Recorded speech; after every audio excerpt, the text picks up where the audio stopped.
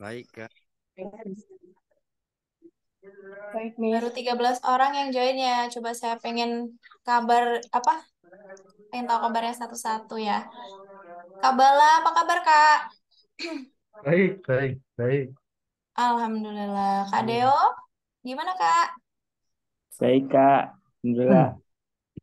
Alhamdulillah baik ya. Kak Cornelia, wah tadi dia itu datang paling awal, enggak deng, awal nomor 2, nomor 1 Kak Dias tadi. Kak Cornelia sehat? Apa kabar hari ini? Puji Tuhan, sehat. Thank you, Miss, for asking. Alhamdulillah. Kak Dias sedang tidak enak body katanya tadi. Semoga segera sehat ya Kak Dias. Terus ada Kak Esta. Kak Esta, how are you today? Halo Kak Dia, I'm fine. Halo. Semoga selalu fine ya. Terus ada Kak Fitriana. Halo Kak. Halo. Mhm. Terus ada Kak Idawati. Kak Idawati, gimana kabarnya Kak? Kayaknya minggu kemarin katanya tidak enak badan juga ya. Baik, Sudah membaik kah? ini sambil-sambil kerja ini. Oh iya, enggak apa-apa Kak. Disimak saja ya.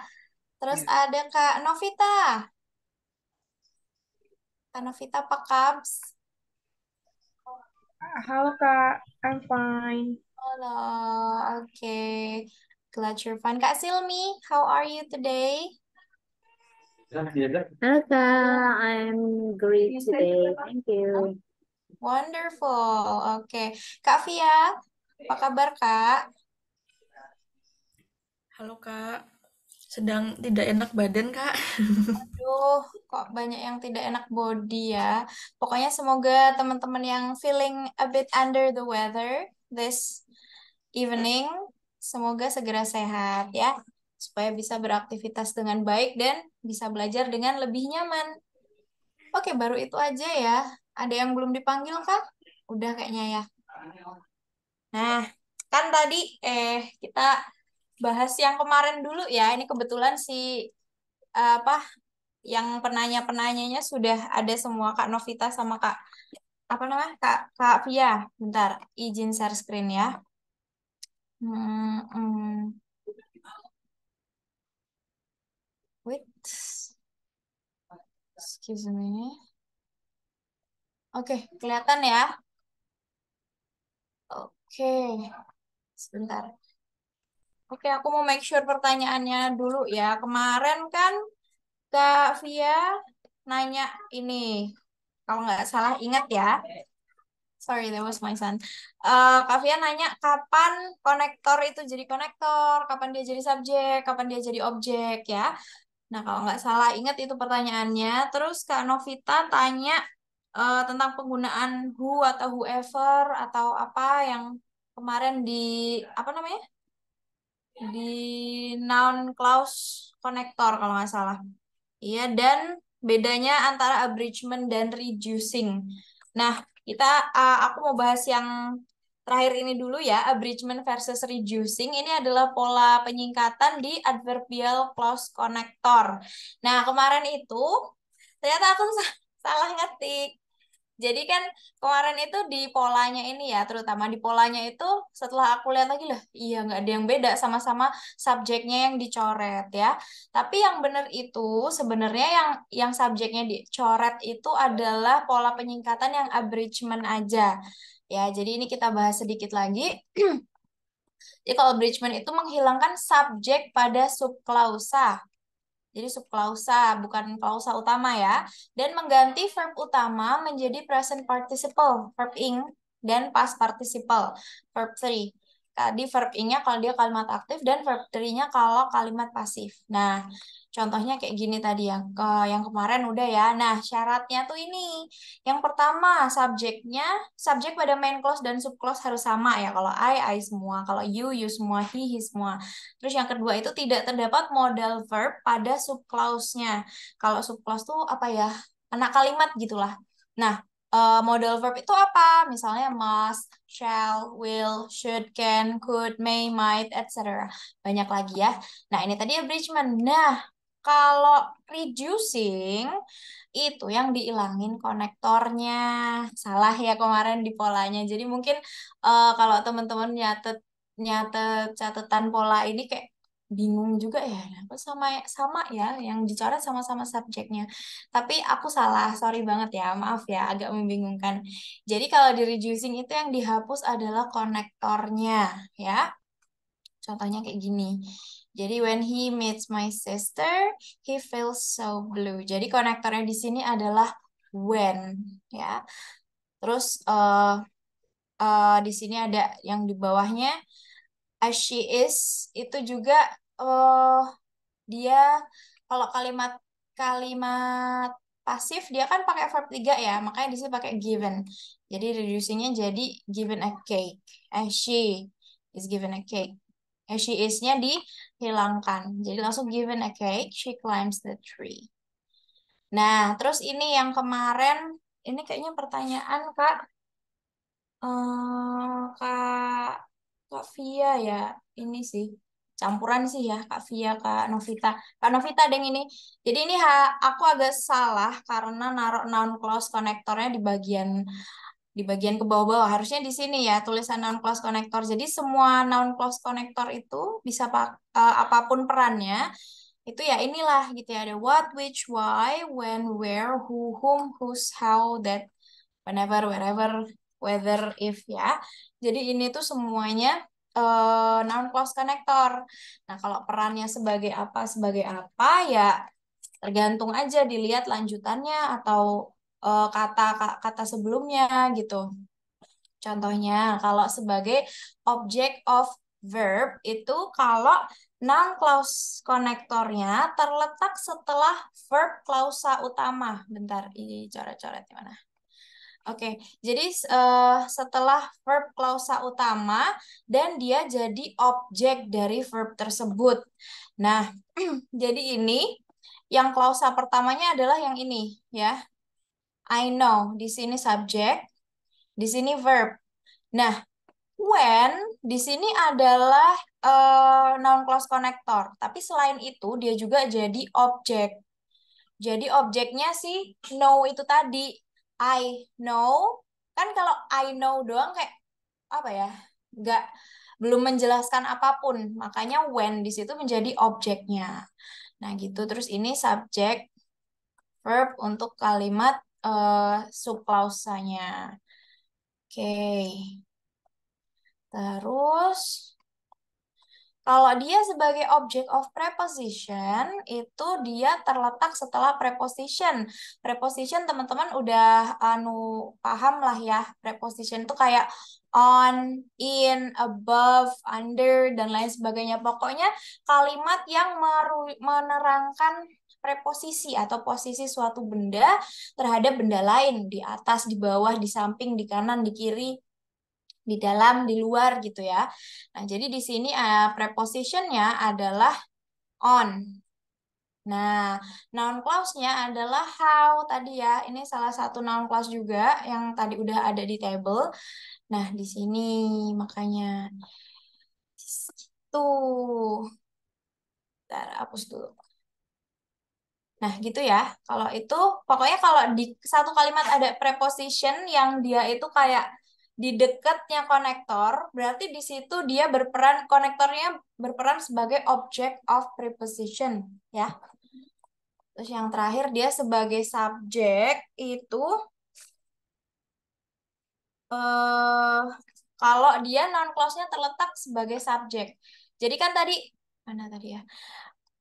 Whoever ini termasuk ke dalam tabel itu tadi. Mungkin kayaknya tadi belum ketulis, tapi ini salah satu termasuk noun clause connector ya. Kalau dia di depan dan dia di situ berperan sebagai subjek, ya dia berperan sebagai subjek dalam kalimat itu. Contoh lebih, gimana sih? Contoh lebih jelasnya gini. Nah, ini sebagai subjeknya. Dia itu bisa sebagai subjek atau sebagai objek. Tadi yang awal-awal sebagai objek kan ya. Nah, noun clause yang bisa jadi konektor atau jadi subjek. Konektor di sini objek ya. Itu bisa who, whoever, what, whatever, which atau whichever ya. Kalau dia sebagai objek dia itu, kalau sebagai objek itu kayak gini, dia di tengah. I know what happened. Di sini dia sebagai objeknya. Sementara kalau dia berperan sebagai subjek, itu dia di depan. What happened was great. So in this sentence, subjeknya adalah what, which is dia juga berperan sebagai konektor, ya. Nah, itu subjek apa? Subjeknya di sini bisa jadi dua, ya. Bisa jadi dua ya. Happened dan was great. Jadi mungkin kalau dilihat secara sepintas loh, lah ini nggak ada subjeknya atau subjeknya cuma satu. It's okay karena dia adalah noun clause, ya. Jadi nggak apa-apa subjeknya cuma satu. Begitu. Oke, understandable. Bisa dipahami. Terutama yang tanya, Kak Kak Via dan Kak Novita. Agak lebih terang nggak daripada kemarin? Bisa, Kak. Ya, agak mending ya, walaupun belum seterang matahari di jam 12, tapi lumayan ya, Kak ya. Oke, Kak Oh, Kak, Novita, gimana, Kak? Kak, boleh ke slide sebelumnya nggak, Kak? Oh ya, wait. Ini, Iya, itu kan ada whoever, whatever, whichever. Itu bedanya apa ya, Kak? Misalkan who sama whoever itu bedanya apa? Kalau whatever bedanya apa? Itu kalau sih. who itu apa ya? Biasanya merujuk pada orang, gitu, siapapun gitu loh. Misal tadi contohnya siapapun yang datang ke pesta harus membawa hadiah gitu. Atau mungkin siapapun yang menang, aku akan tetap bahagia atau aku akan tetap senang gitu. Whoever wins the race, I would still be happy. Itu kalau whoever. Jadi who dari kata dasarnya who siapa berarti kan. Jadi kalau whoever ya siapa saja, siapapun ya. Terus kalau whatever itu apapun. Apapun ya. Whatever happened to you, I would still love you. Misalnya, apapun yang terjadi padamu, aku akan tetap sayang sama kamu. Nah, terus kalau whichever, which itu apa ya? Apapun juga, tapi itu lebih ke kayak opsi gitu loh. Jadi udah ada opsi. Misal ada eh, baju nih, merah, kuning, hijau. Ya, itu kan option tuh. Jadi kita misalnya kamu pakai yang mana aja tetap bagus kok. Whichever dress you choose, you would still look wonderful. Kayak gitu misalnya. Jadi kalau mungkin kalau whoever jelas ya dia merujuk ke orang atau ke subjek lah pokoknya. Tapi kalau beda antara whatever dan whichever, kalau menurutku tuh what itu lebih apa ya, lebih luas gitu loh jangkauannya, kayak apapun gitu, apapun yang terjadi sama kamu gitu. Sementara kalau whichever tuh oh ya yang manapun. Kalau di Indonesia ini yang manapun gitu loh. Jadi kalau whichever tuh lebih kayak ada pilihan. Nah, manapun yang kamu pilih nih, tetap oke kok gitu. Udah jelas belum, Kak? Oke, udah jelas ya. Kayaknya udah jelas. Jelas, Kak. Thank you. Oke, oke, sama-sama. Nah, itu tadi penjelas dari apa yang masih mengambang kemarin ya. Dari situ tadi ada yang mau nanya lagi? Silakan. Silakan resen ya kalau mau tanya. Oke, Kak Fitriana. What do you want to ask? Nah, iya Kak, tadi mau lihat yang slide tadi, yang Mm-mm. non clause as subject. Nah, ini. Eh, ya, ya Hmm? ini kalau eh, sepaham saya kemarin yang Kak Dia bilang, kalau dalam satu kalimat itu ada subjek sama verb. Dalam Mm-mm. satu kalimat eh, bisa dilihat ada apa kalimat apa satu kalimat itu terdiri dari subjek sama verb. Kalau Mm-mm. seperti ini kan non konektornya bisa sebagai subjek. Mm-mm. Namun verbnya ada dua seperti itu Kak. Nah, Double verb itu. iya, double verb. Di sini double verb bukan bukan double verb ya. Dia verbnya dua. Tapi what di sini itu bisa jadi verb jadi subjek dari kedua verb tersebut. Sebentar, kayaknya di contoh soal ada deh. Bentar ya, coba cari kemarin di mana sih? Di sini ya. Nah, ini contohnya ini soal nomor 8 kemarin ya. Titik-titik was late caused many problem. Nah, di sini kan ada nih terdapat dua verb, was dan caused. Ini sama-sama verb ya. Nah, masing-masing memerlukan subjek tuh.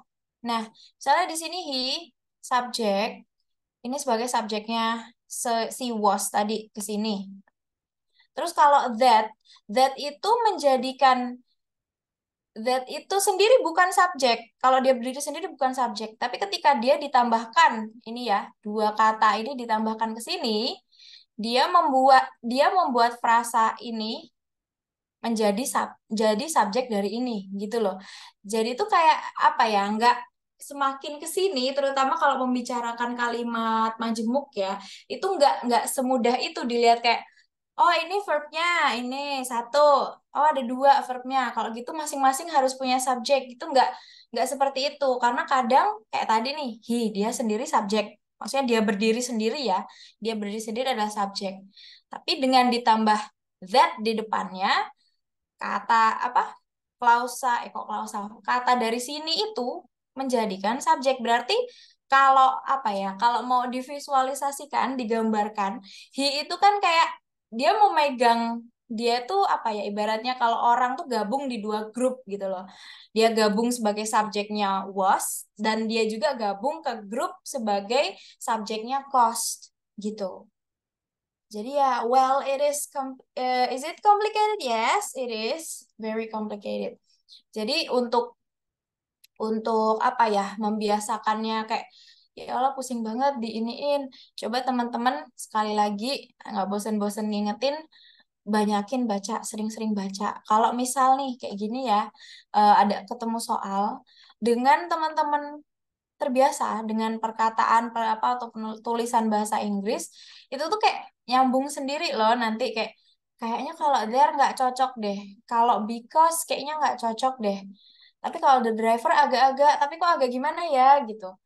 Nah, makanya itu kuncinya menurut saya begitu. Masih bingung ya Kak ya, karena memang membingungkan. Aduh, maaf banget gurunya tidak mencerahkan. Enggak kok, terbayang Kak, Kebayang ya Kak ya. terbayang. Oke.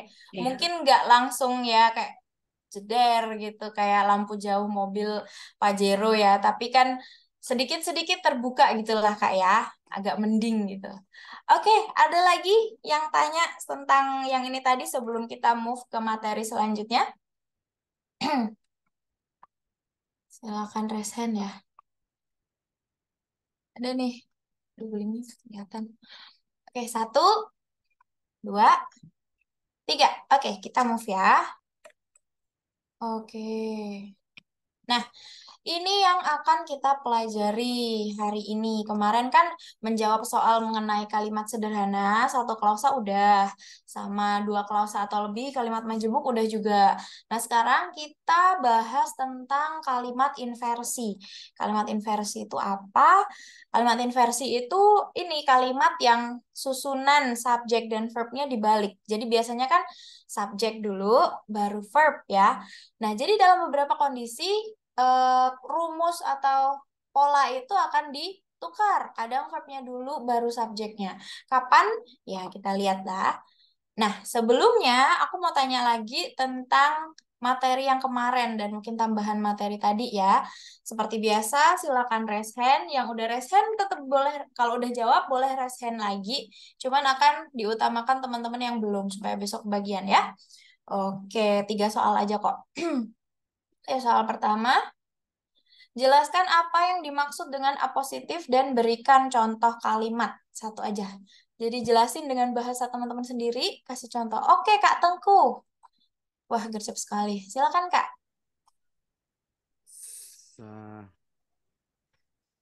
Kalimat apositif, Kak, saya nggak jago jelasin secara grammar, tapi saya tahu contohnya. Ya. Dia, koma, my TOEFL lecturer got a scholarship in England. Amin. Wah, Koma. oke. Tadi koma lagi Kak, ada 2 komanya. Mhm. Itu yang dimaksud dengan apositif. Oke, jadi ada 2 komanya. Jadi kalau dari contoh itu bisa nggak apa kakak ya jelasin tipis-tipis lah menurut sepemahaman kakak aja. Kayak apositif tuh jadi bagian mananya dari kalimat tadi kan dia, koma, my English lecturer, koma, just got a scholarship to England gitu ya. Ya Nah, Kak. kalau gitu apositifnya tuh yang mana? Yang di tengah tuh Kak, apa tadi? TOEFL lecturer. My TOEFL lecturer berarti. Jelaskan si pekerjaan ibu dia ini tadi. Oh gitu. Jadi bisa disimpulin kalau kan terus kalau misal itu tadi nggak ada gitu kayak dia got scholarship to England misalnya. Jelas nggak kalimat itu bisa dimengerti nggak? Bisa dimengerti kalimat itu, cuman siap positif ini lebih menjelaskan lagi si entah profesi si dia ini, entah siapa gitu Kak. Oke. Misalnya contoh satu lagi, Tom, Mm-mm. koma, a mechanic driver, koma, is fixing my car. Oke. Jadi posisi Tom ini adalah mechanic driver yang memperbaiki mobil saya. Oke, oke, mantap sekali. Benar ya Kak ya. Jadi contohnya juga bagus. Itu benar banget Pak. Positif itu penjelas penjelas subjek ya. Dia bisa berupa julukan, gelar, istilah atau tempat. Misalnya kalau kalau kalau bahasa Indonesianya kayak eh, Pasar Bringharjo, koma, tempat aku membeli buku ini, koma, Mm-mm. eh, sedang tutup misalnya. Nah, Mm-mm. tempat aku membeli buku ini itu adalah apositifnya di sini gitu ya Kak ya. Oke, makasih Kak Tengku sangat jelas dan sangat menjelaskan. Mungkin teman-teman yang lain jadi ke review lagi ya tentang apositif ini. Lanjut pertanyaan kedua. Bentar, tak tulis dulu soal lupa. Oke, pertanyaan kedua. Dalam present participle, bagaimana cara membedakan antara verb ing yang sebagai verb atau verb ing yang sebagai adjektif? Jadi ingat present participle itu apa? Di situ ada tentang verb ing, verb ing.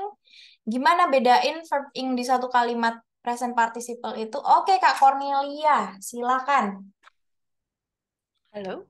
Yuk, halo, silakan.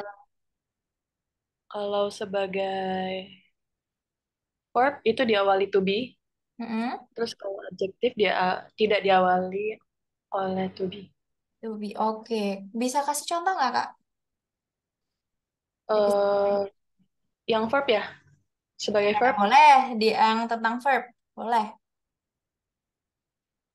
Nggak apa-apa, santai. Pelan-pelan sambil dipikir. the girl is walking with her friend. Nah, iya, perfect. Jadi itu tadi yang verb ya.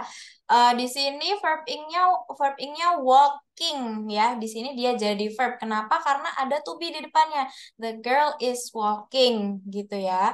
Nah, kalau contoh adjektifnya dia nggak pakai to be. Misal, the girl who is walking is my friend. Ya, cewek yang lagi jalan itu teman aku. Di situ dia tidak walkingnya bukan to be, bukan to be, bukan verb, melainkan dia masih adjektif ya, bagian dari subjek, which is the girl who is walking. Ya, oke, perfect. Makasih Kak Cornelia. Bentar catat dulu biar gak lupa.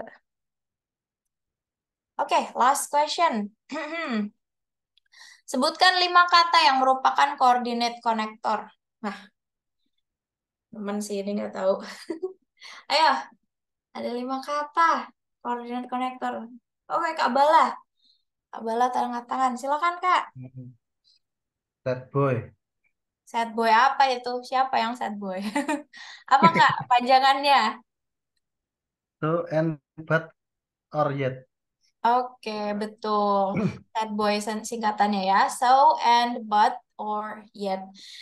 Itu adalah coordinate connector atau konektor yang dia tuh menghubungkan dua klausa atau dua kalimat tunggal ya. Gimana ya? Dua kalimat dia tuh jadi satu kalimat majemuk gitu. Bisa so itu kan kayak kelanjutannya, and itu dan, but itu tetapi, or itu atau, yet itu kayak kebalikannya. Misal she is tired yet she is still doing the laundry.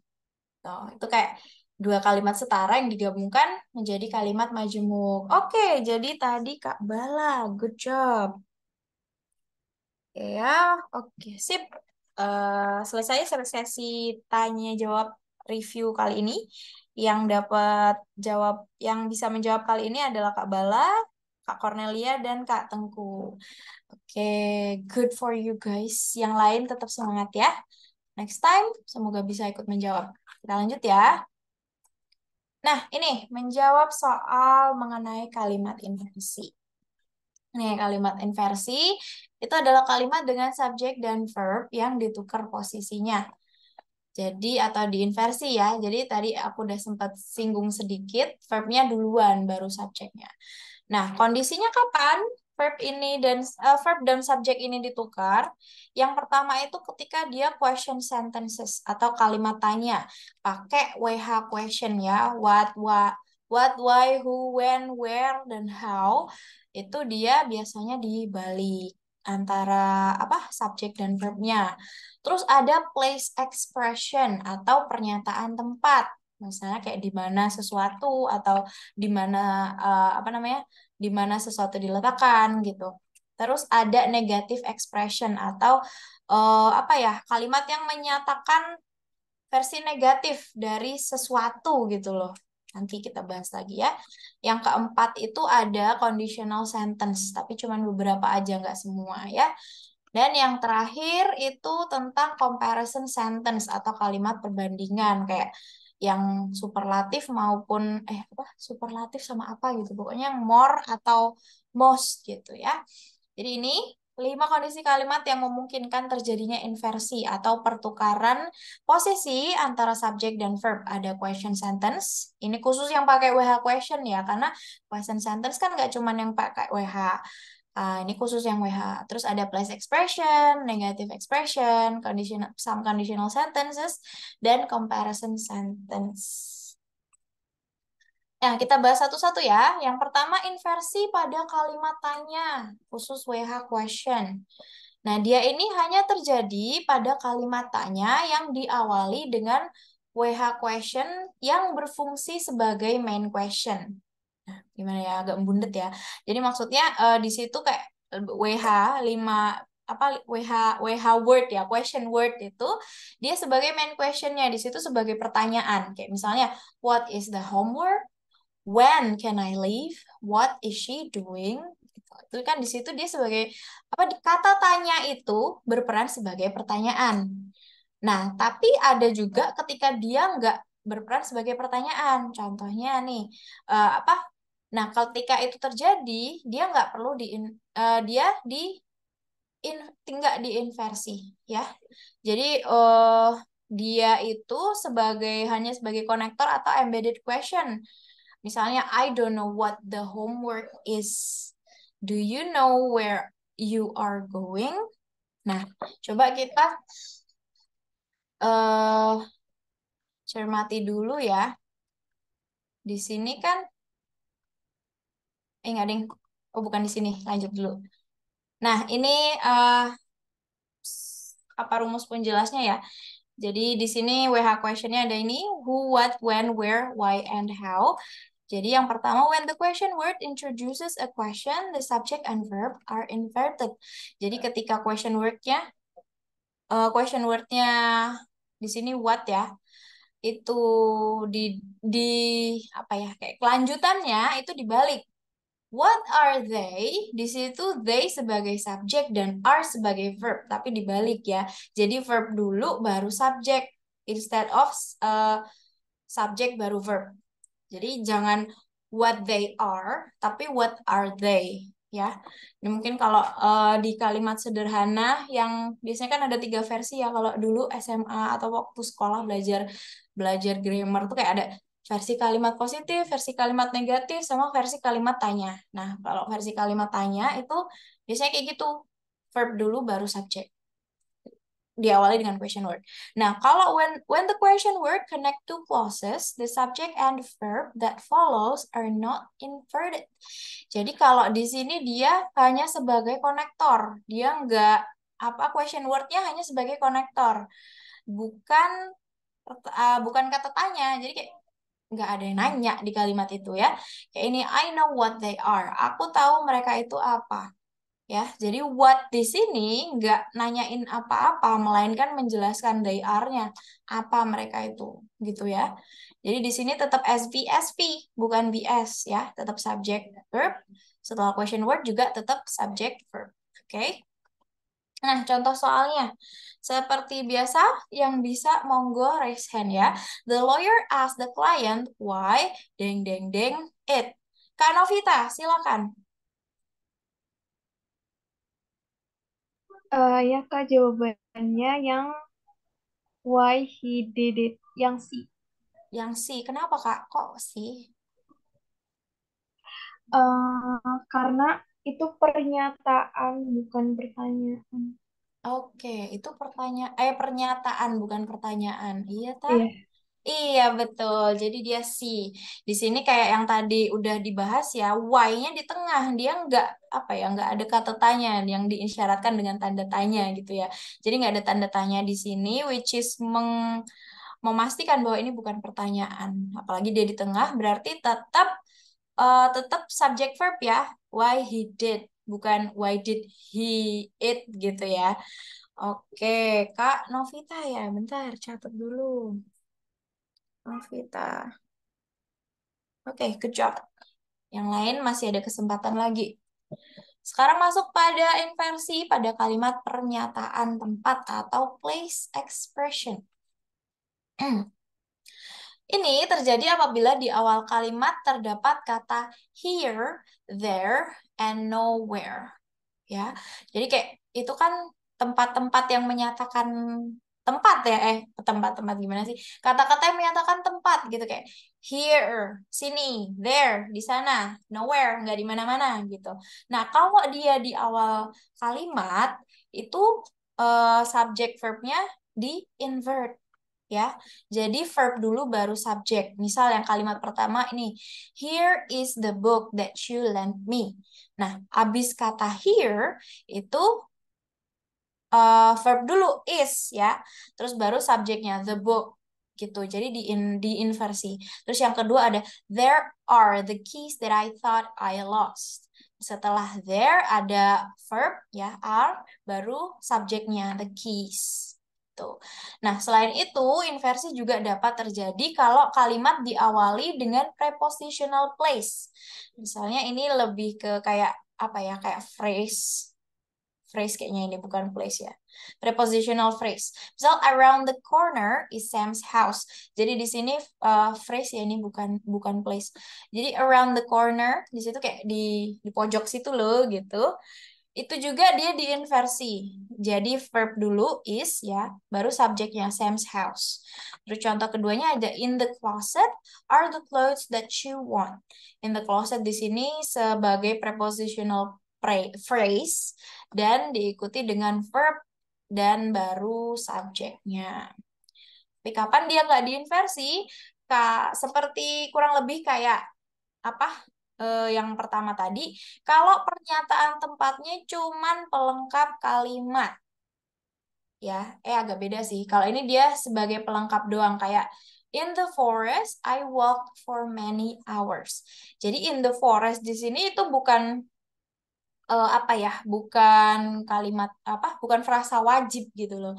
Misal nggak ada in the forest-nya gitu. Cuman I walked for many hours. Ya kurang jelas sih di in the forest di situ untuk menjelaskan. Tapi nggak ada itu pun fine gitu loh. Nah, ketika dia cuman pelengkap, bukan jadi sesuatu yang tanpanya kalimat itu nggak bisa dimengerti, itu tetap ya nih I walked di situ tetap subjek dulu baru verb. Jadi in the forest I walked for many hours. Dia tidak diinversi. Ini contoh contoh apa namanya? Tabel apa ya penjelasnya, perbandingan nih. Yang atas nih kalau dia necessary atau itu tadi yang saya bilang tanpanya kalimat itu tidak bisa dimengerti, dia diinversi, verb baru subjek. Kalau dia cuman extra, itu bisa juga ditambahin koma ya. Dia sebagai ekstra aja itu nggak diinversi. Jadi tetap in the classroom, I studied very hard. Karena di situ nggak necessary kayak cuman bilang I studied very hard. Itu udah secara grammatically bener kalimat itu ya. Udah nggak bingung lagi oh apa maksudnya gitu kan. Kalau yang atas misal nggak ada in the classroom misal where some old desk kayak apa maksudnya gitu kan tiba-tiba ada meja tua tanpa ada penjelasan gimananya gitu ya. Oke, contoh soal lagi. Silakan.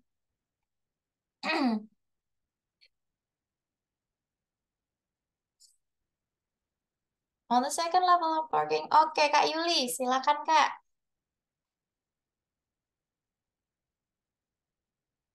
Iya, Kak. Eh, jawabannya yang D. Are some empty stalls? Kenapa pilih yang D? Em, sepertinya yang on the second level of parking lot itu place expression. Jadi Oke. butuh dibalik Mm-mm. ya, Oke, gitu Kak. coba ya. Kita lihat kuncinya. Betul sekali, D. Ya, karena alasannya juga benar. On the second level of parking lot itu keterangan yang necessary. Kayak kalau nggak ada, terus tiba-tiba kita ngomong apa kan nggak nyambung. Ada tempat parkir atau sedia gitu ya. Ya ada di mana gitu kan. Ya jadi kalau di sini necessary sehingga harus di invert. Yang which is ini yang D ya, dia ada are di sini sebagai subjek, terus some empty stalls itu sebagai subjeknya. Oke, good job Kak Yuli. Kak bintangin dulu. Oke, ya. Next. Sekarang inversi pada kalimat negatif atau negative expression. Nah, ini terjadi di kalau di apa namanya awal kalimat ada kata no, not once, not until, at no time, by no means, nowhere, dan never. Jadi kayak apa ya kalimat yang menjelaskan sesuatu itu nggak pernah terjadi sama sekali. Kayaknya misal not once did I miss a question. Nah di situ nggak apa namanya kalimat negatif kata negatifnya ya kalau bisa bilang kata atau frasa negatifnya itu not once. Nah, setelah not once baru verb kemudian diikuti subjek ya. Not once did I miss a question. Terus contoh yang kedua ada never has she taken a vacation. Never sebagai kata negatif dan has itu sebagai verb, she-nya itu subjek ya. Jadi dibalik. Nah, itu juga bisa terjadi kalau kalimat diawali sama kata kondisi hampir negatif. Jadi ini kayak jarang banget gitu ya, bukan mutlak negatif, bukan mutlak nggak pernah, tapi jarang banget kayak hardly, barely, scarcely, rarely, only dan lain-lain. Kayak misalnya only once did the manager issue overtime paycheck. Jadi di situ juga di flip ya, only once. Ini only once-nya juga masuk ke ini, masuk ke frasa sebelum frasa only-nya. Jadi frasa negatifnya tapi di situ only gimana ya? Only itu satu kata, cuman once-nya dia masuk ke frasa keterangan only-nya. Nah, di situ baru di-invert verb dulu ya, did, baru subjeknya the manager.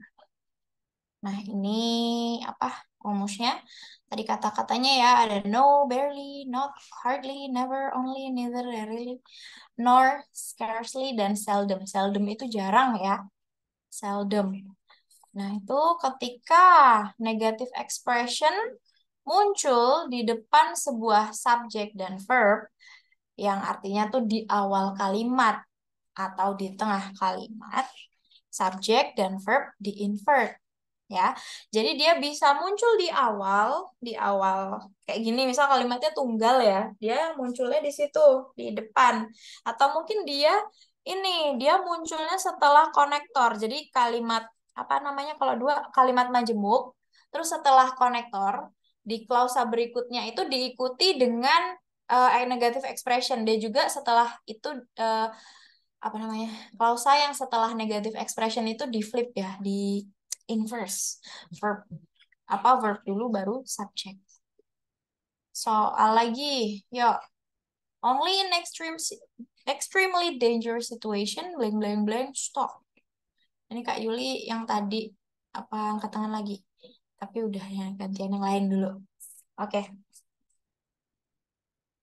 Yuk. Apa ayo? Kak Novita. Oh, Novita udah ya. Nanti ya. Kalau nggak ada yang jawab lagi. Ayo coba yang lain. Ditahan dulu tangannya. Kak Silmi ya, belum ini. Ayo Kak Silmi silakan. Halo Kak, kalau aku jawabannya only in extremely dangerous situation, the printing process will be stopped. Jawabannya yang B. B. Is that right? Karena aku kayak lihat struktur katanya sih, lihat struktur katanya kayak ini yang paling nyambung gitu. Oke. Jadi you rule out the wrong choice ya, kayak the wrong option ya, benar-benar. Oke, coba kita lihat ya. Kak Silmi bilangnya B. No, jawabannya D, Kak. Nah, kenapa? Karena only di sini kata negatif ya, makanya diperlukan verb yang merupakan will dan subject, the printing presses di invert. Nah, jadi benar-benar D. Oke, jadi ini kan apa namanya? Negatif tadi ya. Negatif. Dia jadi memerlukan subjek dan verbnya di invert gitu. Nah, di sini yang D ini subjek. Verbnya adalah will. Jadi will di sini subjeknya ya. Kok subjek sih? Astagfirullah, maaf ya. Will itu verbnya. Verbnya will dan subjeknya the printing press. Jadi dia perlu dibalik, di flip gitu ya. Oke. Nah, kalau B itu kayak bagian dari kata stop. Jadi dia di situ bukan sebagai ini ya, bukan sebagai verb ya. Kayak apa ya? Kayak keterangan gitu loh. Dia kan be stop, itu maksudnya dihentikan. Mesinnya dihentikan gitu loh. Jadi B-nya itu perlu di akhir. Nah, berarti kalau ngomongin kita lihat nih misalnya kita orang belum paham banget tentang TOEFL ini. Di sini ada titik-titik stop. Kita perhatikan dulu kata stop-nya. Stop di sini kayaknya perlu sesuatu yang ditambahin. Oh ini mah B nih, kayak maksudnya dihentikan gitu kan mesinnya. Berarti dia perlu dikasih B, berarti cari opsi yang B-nya di belakang. Nah, ini kan ada B dan D. Mungkin Kak Silmi tadi terkecohnya di sini ya, karena B-nya ada dua. Nah, baru setelah itu kita masuk tentang materi inversi kalimat negatif ini tadi. Karena di sini negatif, berarti kita harus cari yang subjek mana, yang verb mana gitu kan. Yang jelas di sini ada dua unsur kalimat, the printing press sama will. Tinggal kita tahu mana yang verb, mana yang subjek. Yang jelas benda kan printing press ya, berarti printing press itu subjek, will itu verb. Nah, karena ini tadi katanya kalau habis kata negatif di invert, baru kita cari urutan yang benar gitu ya guys. It's okay Kak Silmi, nggak apa-apa. Si belajar semangat ya. Oke, terus ini yang keempat kayaknya. Inversi pada beberapa tipe kalimat conditional atau conditional sentence. Nah, ini bisa terjadi pada kalimat conditional yang memiliki kata had, should, dan were. Cara konversi atau inversinya ya, itu dengan menghilangkan konektor if dan menukar posisi subjek dan verb pada subclause. Contohnya begini, kayak yang pertama dulu ya. Conditionalnya itu if he had taken more time, the result would have been better. Jadi di sini conditional sentence itu BTW kayak pengandaian ya, kayak seandainya ini maka itu gitu ya. Nah, di sini dia dihilangkan if-nya. If-nya dihilangkan. Terus setelah itu subjek dan verb-nya ditukar di subclause-nya. Jadi dari kalimat yang pertama, if he had taken more time, itu yang berubah di sini. Had he taken more time, ya. Jadi had di sini sebagai apa conditionalnya, bukan conditional, dia kata yang mengkondisikan, gimana sih, gitu pokoknya lah ya, yang ada had, should, were itu tadi. Di sini baru subjek, kemudian verb, ya, ditukar sini. Jadi kalau kalau ini tadi kan kita kebanyakan awal awal kalimatnya subjek terus verb, terus kita invert jadi verb kemudian subjek. Nah, di sini nih kebalik. Di sini coret-coret bentar. Di sini ini udah subjek. Enggak, Ding. Sorry, sorry, sorry. Agak agak tulalit. Maaf, diulangin ya, diulangin ya. Di sini kan dia subjek. Di sini had ini bisa sebagai verbnya. Ya, he had taken more time. Di sini subjek dan verb. Nah, karena ini had itu termasuk had, should, were, jadi dia bisa diinverse jadi depan. Di sini verbnya baru diikuti subjek, gitu ya. Jadi gitu. Ya, oke. Sorry, saya agak tulalit. Banyak pikiran. Oke, next. Tentang conditional yang ini. I would help you if I were able to help. Nah, di sini ada if ya. If di sini kita jret dihilangkan. Menjadi I would help you were I able to help. Nah, kalau yang di conditionalnya di sini kan ini subjek ya. Subjeknya I, terus were itu verb. Ya. Sementara kalau di invert dia menjadi si verb dulu baru subjek. Gitu ya. Jadi were ini termasuk apa namanya ya? Dia verbnya were. Kalau dia jadi conditional sentence ini yang bisa di-invert adalah ketika verbnya itu either had or should or were. Ya, jadi makanya dibilang conditional sentence karena kan nggak semua conditional sentence pakai ini gitu. Jadi kalau kalau apa yang nggak bisa dikonvers ya yang nggak ada ini, nggak ada had, should, were-nya gitu ya. Nah, ini apa ada rumusannya ya. Ini ada tadi had, should, were. Ini syaratnya. Jadi kalau conditional sentence tapi nggak ada kata ini ya nggak di-invert gitu. Nah, ini yang pertama, when the verb in the conditional clause is had, should, or were, it is possible to omit if and invert the subject and verb. Jadi kalau itu tadi had, should, were, itu mungkin atau boleh diperbolehkan ya untuk menghapus, omit itu kayak menghilangkan, menghapus gitu lah ya, menghilangkan if dan menginvert, membalik subjek dan verbnya. Gitu. Omitted if ini maksudnya if-nya dihilangin gitu. Nah, terus setelah itu verb dulu baru subjek karena di sini ada were. Nah, bisa juga if-nya tetap.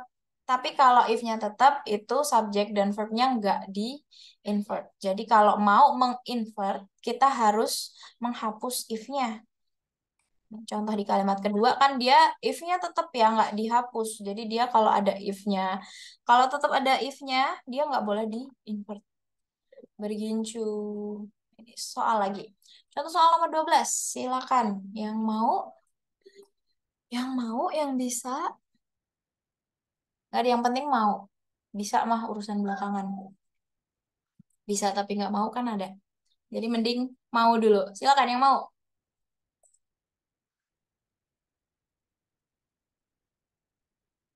Kak Novita, oke. Ditampung. Yang lain yang belum? Kak Tengku. Kak Tengku tadi baru jawab pertanyaan ini ya. Pertanyaan yang di depan ya. Nggak jadi Kak. Boleh Kak Tengku tadi kan baru jawab yang ini. Yang pertanyaan pembuka. Silakan Kak Tengku yang mana Kak? Jangan tanya penjelasannya ya, Kak. Nomor Oh, yang jangan tanyain. yang Tanya lah. yang C, Kak. C. Kenapa, C? Intuisi, Kak. Aduh, tapi intuisi juga harus ada ininya loh, ada kayak ada sebabnya Kalau gitu. yang A, nggak mungkin sih, Kak. Hmm. Kalau yang B, masa ada dua kalimat pasif, Kak? Nggak mungkin, Kak. Mm-mm. Kalau Terus? yang D itu juga ada kalimat pasif lagi tuh, Kak. Jadi yang Oke. C saya pilih. Oke, Kak Tengku pilih C. Yang benar ya, Kak ya. Jadi jawabannya yang D. Benar. Nggak apa-apa, it's okay. Oke, Kak. Tidak apa-apa, nggak apa-apa. Jangan takut salah ya, teman-teman jawab-jawab aja. Jadi ini jawabannya D. Kenapa D? Karena kita lihat kalimatnya. The report would have been accepted. In checking his accuracy. Jadi kalau lihat dari makna kalimatnya ya, laporannya harusnya bakal diterima.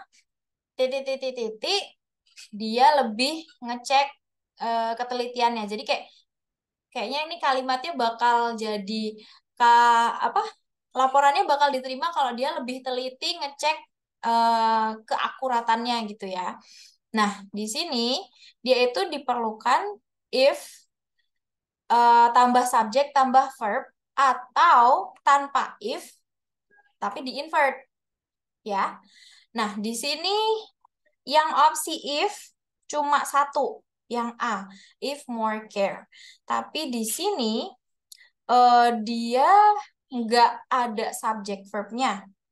Ya, di sini more care ini lebih ke objek sih ya. Dia bukan bukan subjek, bukan verb. Jadi otomatis berarti kita nggak nyari yang ada if-nya. Aduh, jret gitu ya. Salah, salah nih. Nah, terus kalau yang B, di sini more care had been taken.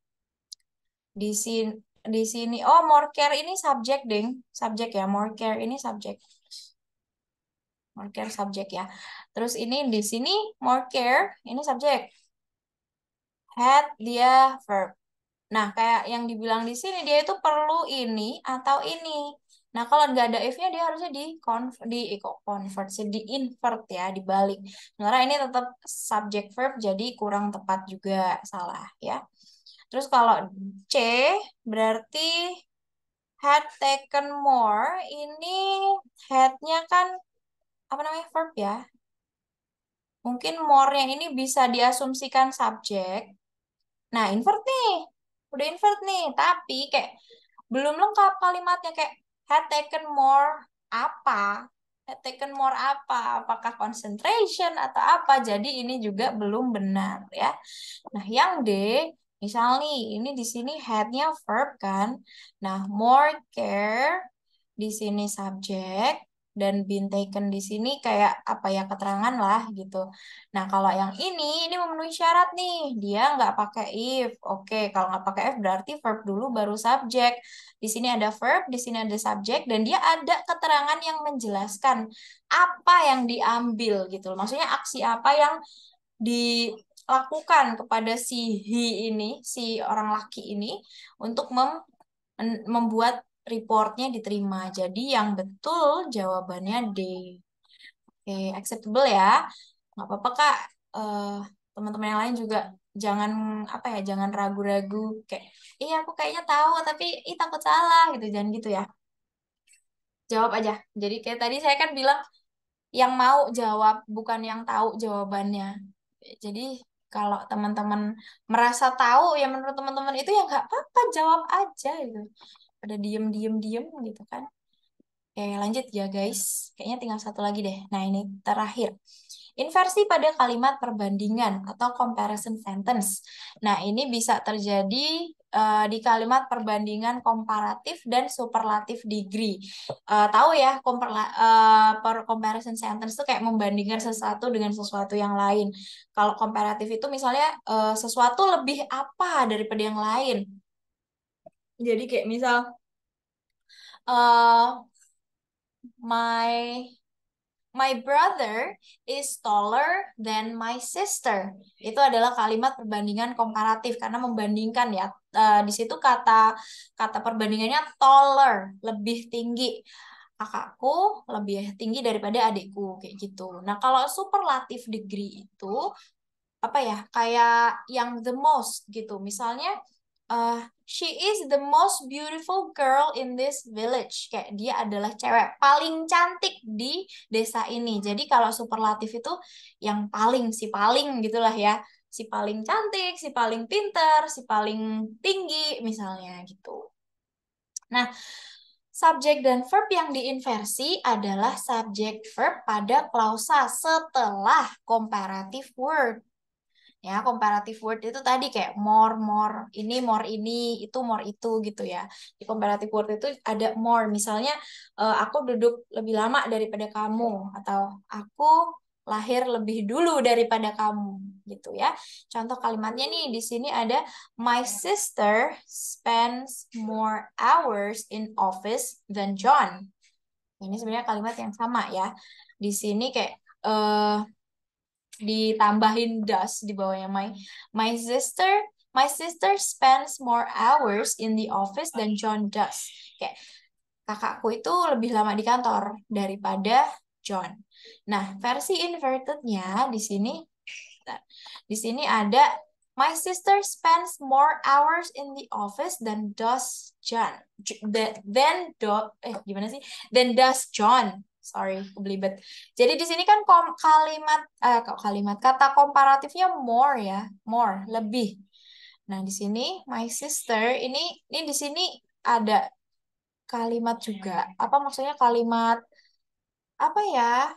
Kalimat jamak gitu loh. Ini klausa pertamanya. Nah, setelah kata more ini baru di sini kita inverted ya.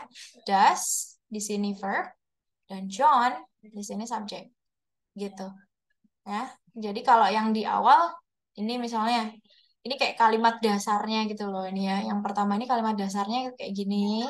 Terus kan di sini bisa ditambahin does penjelas aja. Di sini kan ya ini subjek, ini verb. Intinya begini. Tapi kalau ini perlu di invert. My sister spends more hours in office than does John. Di sini kita invert setelah kata komparatifnya ya. Nah, ini. The subject and verb may invert after a comparison. The following structure are both possible. Jadi bisa di-invert, bisa enggak. Jadi ini kayak lebih ke optional aja ya. Jadi kalau yang pertama nih dia yang enggak di-invert ya. Misal we were more prepared than the other performers were. Di situ oke, nggak apa-apa. Subject verb setelah comparison tetap subject verb, nggak apa-apa. It's okay. Jadi kita pakai yang mana ya tergantung di kalimat itu. Nah, kalau dibalik, di invert, itu ya we were more prepared than were the other performers. Dua-duanya benar, dua-duanya nggak salah, dua-duanya tepat. Nggak ada yang salah. Jadi, tapi kalau kalimat yang di inverse atau dibalik yang bawah nih ya kalimat yang bawah itu dia cenderung lebih formal. Ya, jadi kalau misal teman-teman mau ngomong, misal lagi rapat nih dengan bos di kantor, itu lebih baik pakai yang inverted karena dia lebih formal. Atau mungkin nulis jurnal atau pokoknya paper-paper gitu, mending pakai inverted version karena dia sounds more formal. Itu penting juga ya. Lama kalau misalnya bikin esai apa sorry, that was my son.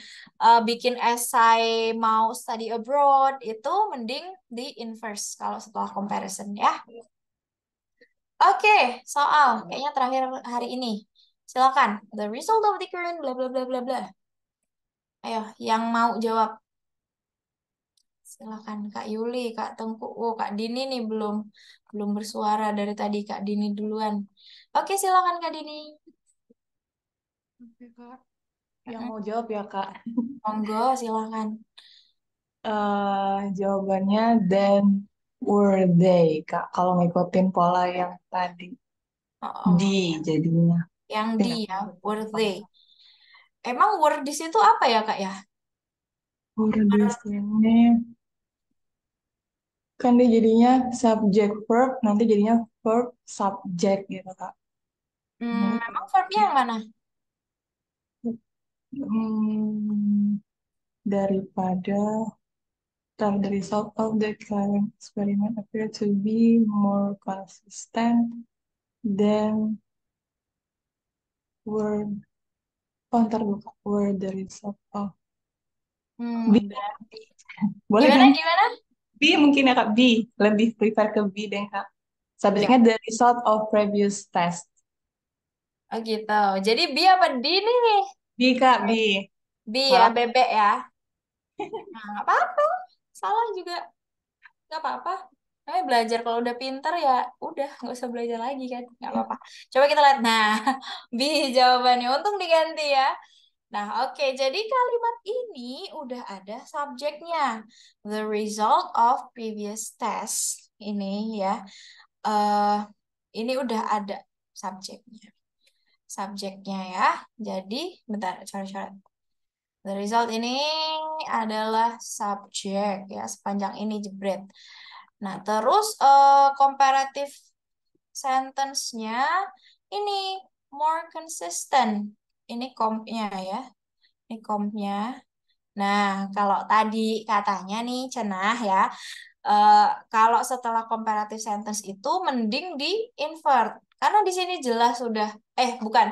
Tadi katanya boleh dua-duanya ya, nggak apa-apa, nggak masalah. Nah, tapi berhubung di kalimat ini udah kelihatan subjeknya di belakang, berarti kita tahu kita cuma tinggal cari verb, which is were, ya.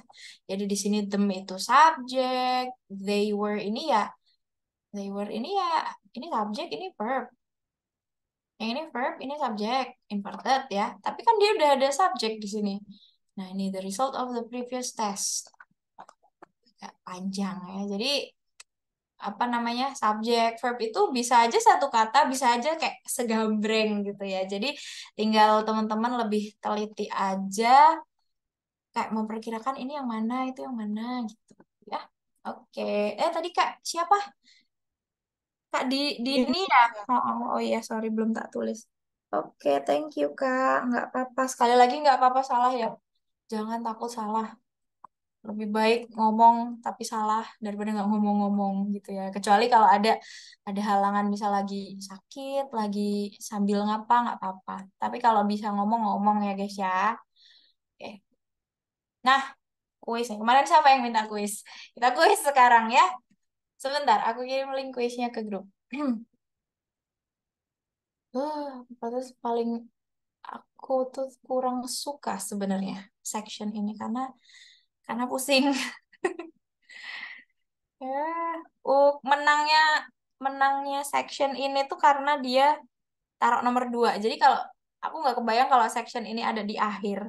Jadi dia section ketiga.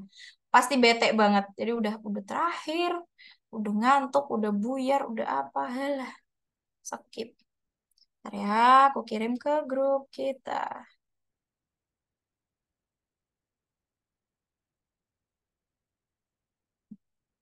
Nah, itu tadi. Sudah terkirim, jadi silakan teman-teman kerjain. Ini jam berapa sih? 25 ya. Berapa nih? 10 menit? Atau 5 menit aja? 10 apa 5 menit? 10 lah ya. 10 menit, oke. Jadi nanti yang dihitung, maksudnya yang dimasukin ke scoring boardnya adalah first trial ya. Jadi percobaan pertama. Terus jangan lupa isi namanya. Kemarin tuh ada yang isi tapi nggak ada namanya tuh. Kan kita bingung, Besti gitu. Jadi diisi nama dulu, baru diisi ya. Oke, 10 menit dari sekarang saya tak set timernya dulu. 10 minutes mulai dari sekarang. Silakan.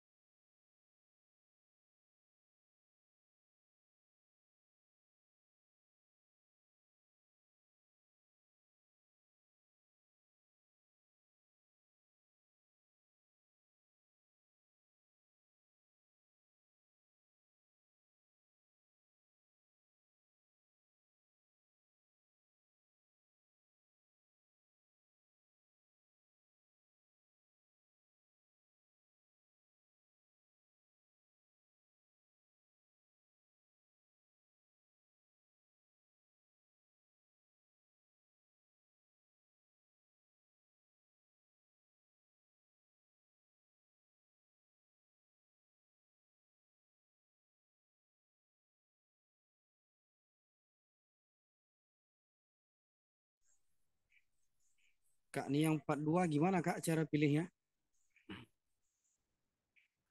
Part 2 ya Kak ya. Itu ini kan kayak foto Milih, terus di milih. next baru opsinya. Oh, di next baru opsinya ya. Heeh. Oke, Coba itu bisa bolak-balik kok. oke.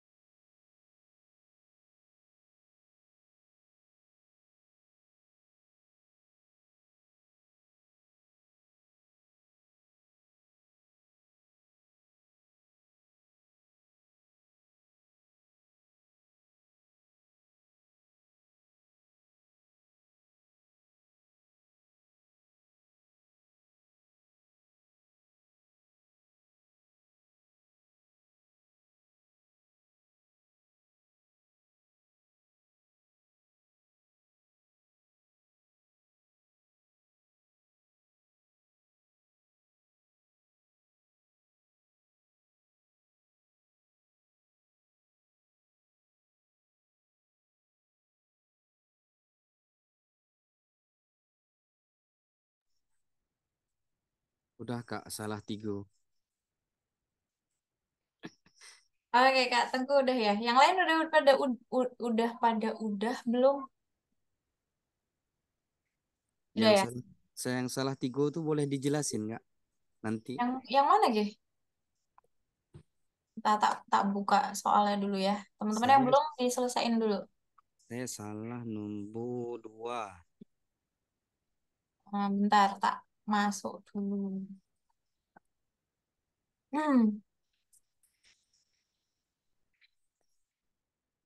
Nanti boleh dijelasin ya Kak. Nomor 7 sama nomor 10. Let's try. Lainnya alright.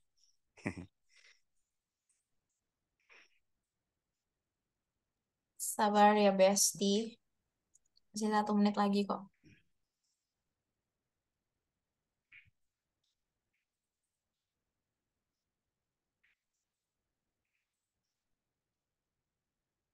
Yang nomor 3 tuh betul Kak, tapi aku intuisi Kak, nggak tahu aku jawaban pastinya. Tapi betul.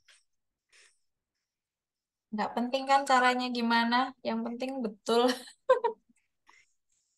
Karena tadi teringat negative expression di inverted.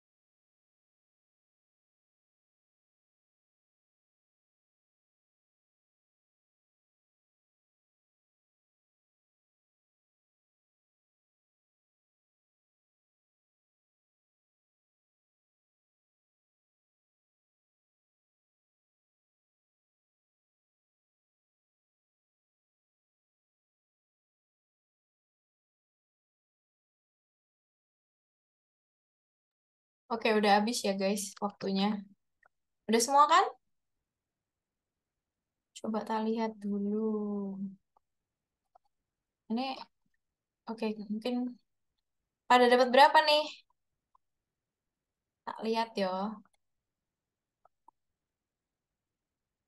Oke, yang ngerjain Kak Cornelia, Kak Deo, Kak Tengku, Kak Silmi, Kak Ida, Kak Bala, Kak Dini, Kak Dias, Kak Fitriana. Oke, belum semua sih. Tapi ya udahlah. Yang lain nyusul ya. Betul kalau kalian nyusul nilainya di dikit disunat sedikit ya. Masa sama sama teman-teman yang ini yang mantengin kelas dari sore gitu. Jadi jangan khawatir ya kalau misal ada apa ya kayak nggak adil loh masa masa dia bisa ini ngerjain ini enak bener nggak. Oke, tetap aku kurangin nilainya ya. Oke, mau dibahas apa gimana nih? Bahas Kak. Bahas ya. Tapi kayaknya kalau soal yang part 2 ini agak sulit karena dia nggak keluar gambarnya di kunci jawabannya. Kita bahas yang 1 sampai 5 dulu ya guys ya. Bentar, aku buka dulu. Page berapa sih? Page 4 ya.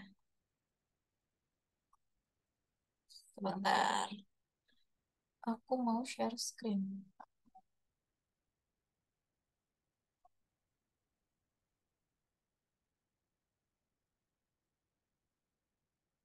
Kelihatan ya guys ya?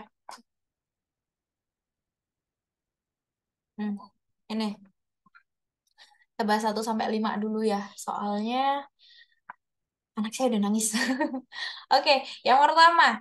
The more she work, koma, titik, titik, titik. Jadi, to be honest nih ya, ini nggak semua soal di sini itu tentang materi kita hari ini. Jadi ada beberapa tambahan ya sekalian pengayaan ya guys ya.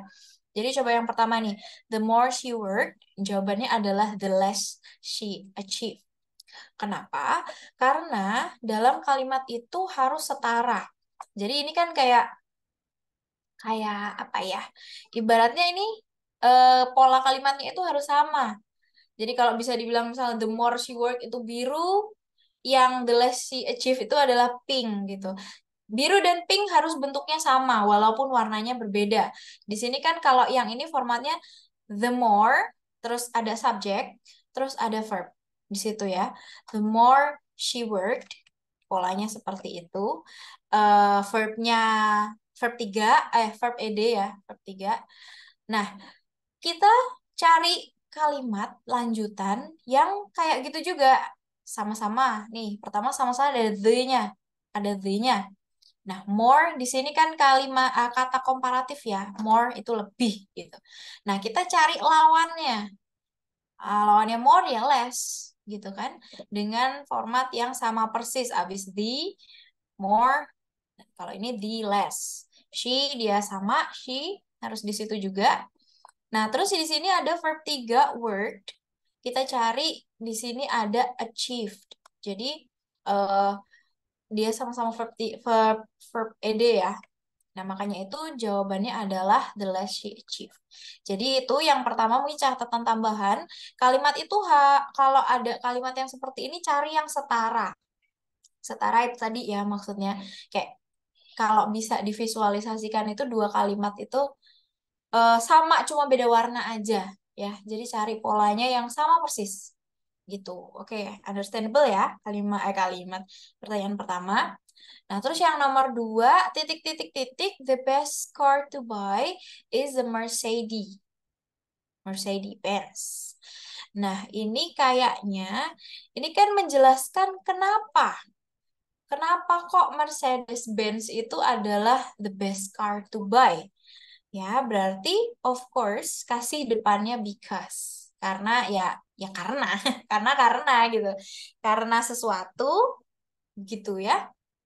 Nah, di sini coba kita cermati opsi-opsinya dari bawah lah ya karena jawabannya di atas.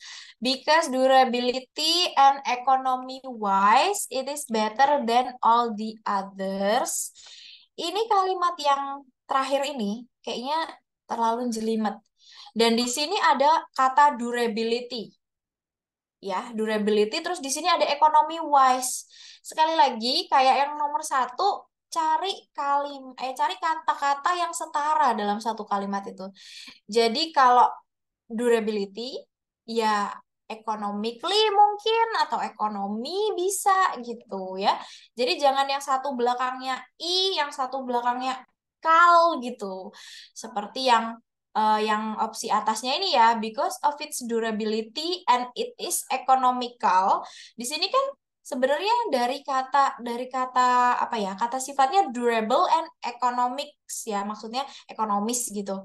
Nah, itu di sini tapi dia nggak setara. Dia di sini durable-nya jadi durability dan ekonominya dia jadi economical. Jadi no ya. Terus yang apa B ya? Yang atasnya lah. Because it lasts a long time and it is very economical.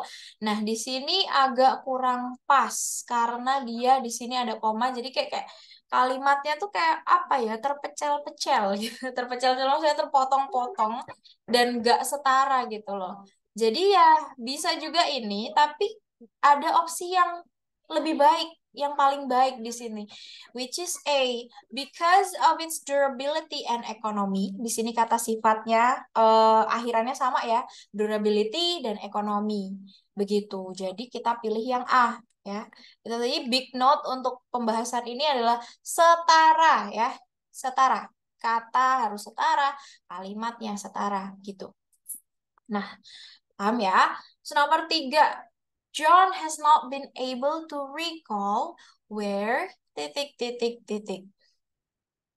Nah, di sini ini kayaknya kalimat ya. Ini kayaknya kita pelajarin deh tadi yang pokoknya kalimat penghubungnya itu pakai where. Lupa juga saya. Nah, di sini John has not been able to recall. John nggak ingat ya. Intinya ini John nggak ingat di mana. Nah, coba kita bahas dari sini. Where does she live? Where does she live? Di sini, ini dia does-nya berarti dijadikan verb. Ya, does-nya verb.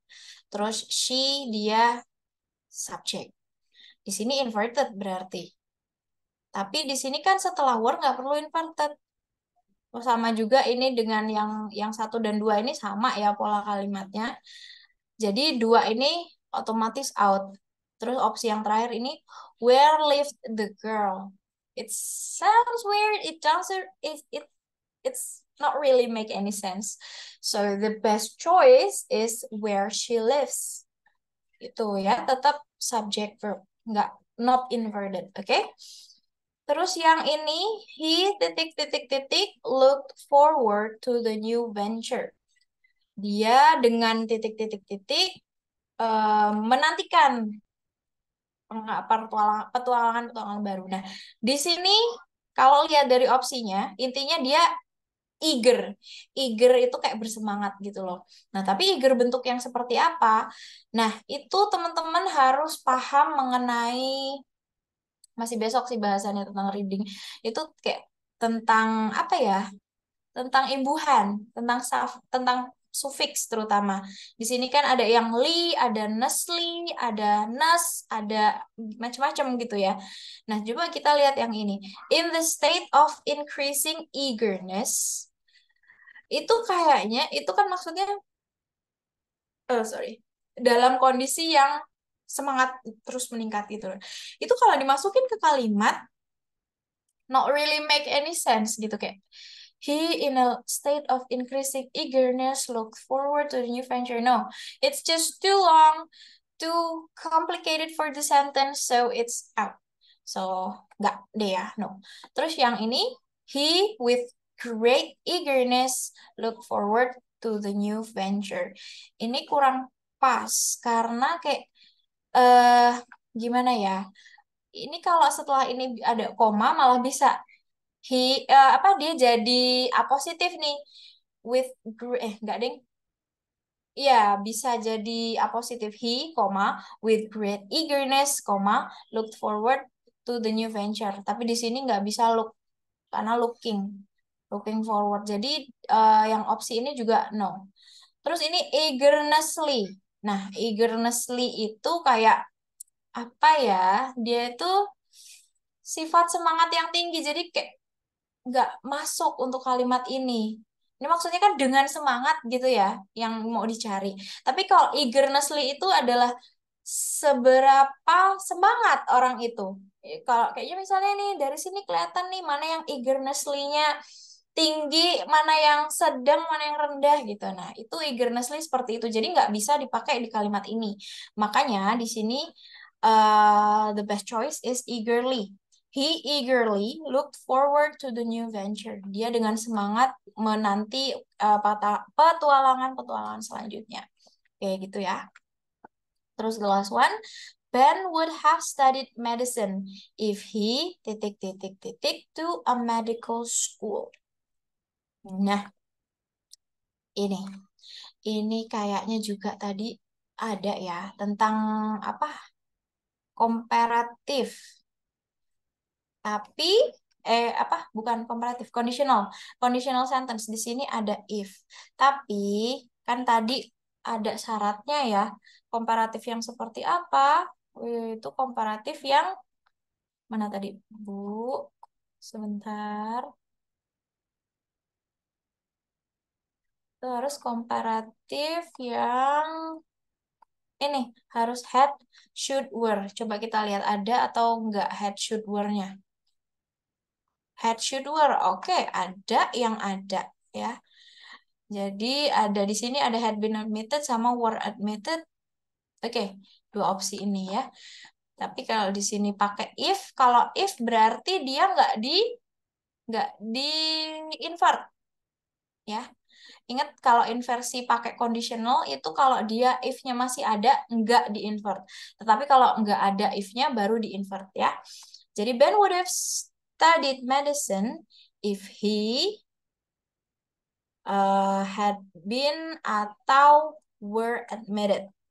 Nah, kalau were admitted itu apa ya, kayak terlalu pas doang gitu loh. Jadi kayak yaudah sesuatu yang terjadi di masa yang lalu.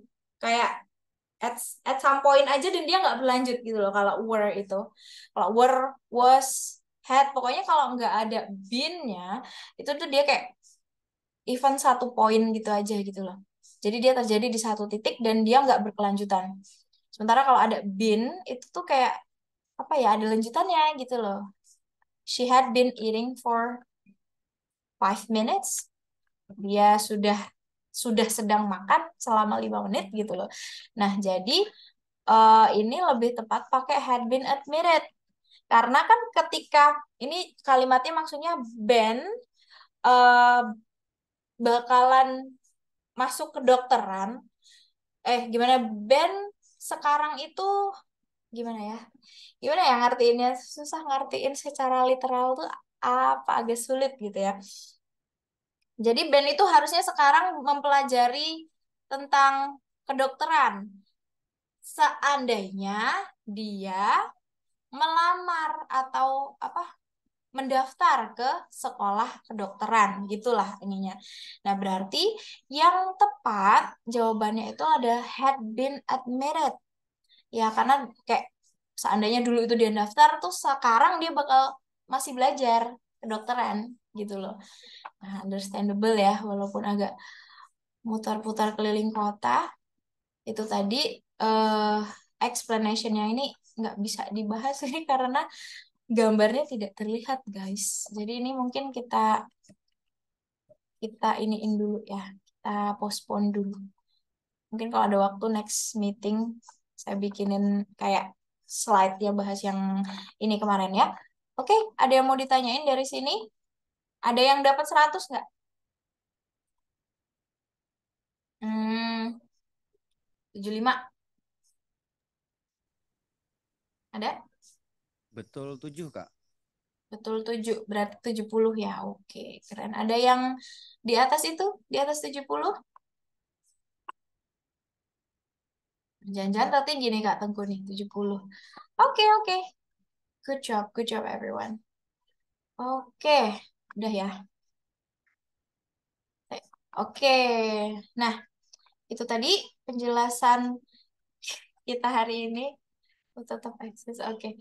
Oke, itu penjelasan saya hari ini yang bisa saya bagikan mengenai subject structure and written expression, khususnya tentang kalimat inversi dan beberapa soal kuis juga ya. Kira-kira ada yang mau ditanyakan dari meeting kita hari ini, atau kalau soalnya ya itu tadi bahasannya. Nanti maybe next week kalau ada waktu lebih kita bahas ya tentang penjelasannya aja. Ada yang mau tanya, silakan raise hand.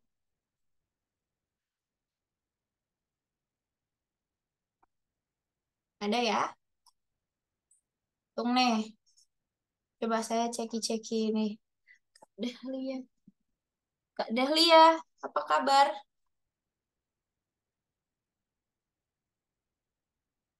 Dahlia, you here with us? Kemarin belum ada suaranya Kak Dahlia. Yuhu, Kak Dahlia. Kak Dwi hadir? Halo Kak Dwi Kurniawati. Oke. Siapa nih yang masih aja Kak Dwi sama Kak Dahlia. Kak Dahlia tapi meeting pertama jawab sih. Kak Dwi nih, Kak Dwi ada nggak? Oke, ya sudah. Mungkin beliau ketiduran. Oke, kalau nggak ada yang mau disampaikan atau ditanyakan, gitu saya akhiri dulu ya pembahasan hari ini. Semoga apa yang kita pelajari, ini Kak Novita. Oh iya tuh, Kak Novita nambahin. Kak, untuk nomor 5, Ben akan belajar kedokteran jika dia diterima di sekolah kedokteran. Nah, kenapa itu? Karena dia sama-sama pakai past perfect atau dilakukan di masa lalu dan juga berakhir di masa lalu. Oke, itu tambahannya di chat, bisa teman-teman baca ya. Dari Kak Novita, bagus sekali. Jujur saya kurang paham tentang tensis-tensis kayak gini ya.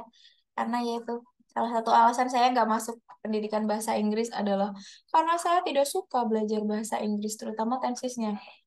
Bayangin aja tuh 16 biji suruh dihafalin. Hello. Skip lah. Kak, selanjutnya masih belajar structure. Enggak. Ya, mungkin kalau kita mau bahas yang apa kuis tadi bisa sih tipis-tipis aja. Tapi next meeting kita belajar tentang reading. Nah, reading ini aku lebih suka reading daripada structure and written expression. Dan dari reading tuh seru. Karena kita bisa kayak apa ya, dapat info baru loh, ngerjain ujian sambil dapat info kan keren. Ya kan Pening next Kak. kita, iya asik kan. Next kita belajar tentang reading ya. Oke, ada yang mau ditanyain lagi? Via chat, oke. Speak up boleh banget. Hitung sampai 5 ya. 1. Jadi, Oh yang tadi nih gimana Kak? Kak mau tanya yang tadi, yang kita, apa namanya tadi, kuis tadi, jawaban nomor 8, 9, 10, yang benar tadi apa ya, Kak? Tadi terlewat, Kak. 8, 9, 10 benar. Iya, Kak, jadi nanti mau ngecek lagi. 8, 9, 10. Iya. 8 itu A, 9 itu C, 10 itu C. Mungkin teman-teman mau sambil belajar lagi ya. Kak, makasih Kak Dia. Oke, sama-sama. Apalagi part ini. Tapi menurutku part part B, maksudnya yang mencari error itu lebih gampang daripada part yang ngisi itu, yang structure-nya. Jadi written expression menurut lebih gampang daripada structure. Karena kan kayak kalimatnya udah jadi tuh. Kita tinggal nyari yang aneh aja, yang membuat kalimat itu salah. Jadi ya tinggal baca aja bolak-balik gitu. Oke, udah ya, itu aja. Sudah cukup pertemuan hari ini, sudah lebih 6 menit. Anak saya sudah mereok. Jadi pesan saya hari ini tetap belajar dari apapun, dari manapun. Kayak tadi Kak Tengku kan udah share apa namanya kayak situs berita gitu ya. Itu bagus tuh kayaknya situsnya bisa dibaca-baca. Terutama yang kayak apa bahasa yang simpel-simpel gitu. Itu bisa untuk teman-teman latihan. Ya, teman-teman pusing kan tadi belajar ini? Sama, saya juga pusing. Saya juga nggak terlalu tahu sebenarnya. Nah, ini bisa dihindari. Maksudnya kayak bisa loh kita tuh nggak belajar ini, nggak usah belajar ini. Gimana? Dengan biasakan diri dengan bahasa Inggris. Karena jujur ya, sebelum saya ngajar TOEFL ini, saya nggak pernah belajar ini tadi. Kayak, jadi tuh saya tuh cuman beda beberapa minggu saja dengan kalian belajarnya. Karena saya nggak pernah secara maksudnya secara intens mempelajari itu tuh nggak pernah ya. Udah kerja-kerjain aja gitu loh. Karena kan TOEFL itu tujuannya apa? Untuk mengukur kemampuan bahasa Inggris seseorang. Nah, gimana caranya dapat TOEFL tinggi? Ya dengan meningkatkan kemampuan bahasa Inggris. Jadi jangan. Ya penting juga sih ya belajar structure kayak gini. Jadi dengan jujur dengan ngajar ini saya juga belajar lagi dan ternyata oh halah ada cara yang lebih mudah gitu loh. Tapi secara secara apa ya kayak groundworknya itu akan sangat lebih mudah kalau kita biasa sama bahasa Inggris. Tadi tuh tinggal dibaca-bacain kayaknya aneh ya ini. Jadi kayaknya ini deh yang salah gitu ya. Ini berlaku untuk semua section. Oke? Kalau gitu sudah cukup ya. Udah cukup, udah ngomong 3 kali nggak jadi-jadi. Ya udah ya, kalau gitu saya tutup dulu pertemuan hari ini. Saya kembalikan ke moderator. Sebelumnya saya mohon maaf lahir batin kalau ada kesalahan kata atau penjelasan yang kurang jelas atau eh, apa ya kata-kata yang tidak berkenan. Saya mohon maaf kepada Allah, saya mohon ampun. Sekian pembahasan hari ini. Saya tutup. Wabillahi taufiq wal hidayah. Wassalamualaikum warahmatullahi wabarakatuh. Lanjut. Waalaikumsalam warahmatullahi Waalaikumsalam warahmatullahi wabarakatuh. Thank you, wabarakatuh. Miss Dia. Thank you, Miss Dia. Selamat istirahat bersama your son. Semoga materi hari ini terkait TOEFL Structure and Writing Expression bermanfaat untuk